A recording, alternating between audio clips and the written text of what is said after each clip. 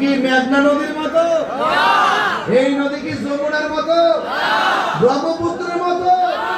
নবীর জিজ্ঞাসা করি, নবী গো, ইন্না আতাইনাকাল কাউসার, আল্লাহ বলছে নিশ্চয়ই আমি আল্লাহ আপনাকে হাউজে কাউসার দান করেছি। রাসূলুল্লাহকে প্রশ্ন করি মক্কার থেকে, ইয়া রাসূলুল্লাহ, হাউজে কাউসারের পানিটা দেখতে কেমন?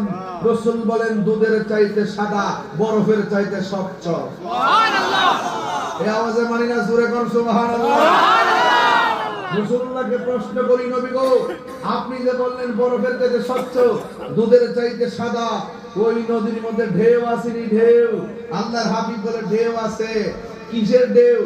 আল্লাহ যখন দুরূদ পড়ে ইশকের হাওয়া এসে নদীর মধ্যে লাগে, তখন একটা ঢেউ তৈরি হয়। এই ঢেউগুলো আমার আল্লাহ বানাইছে মণি মুক্তা দিয়া। সুবহানাল্লাহ।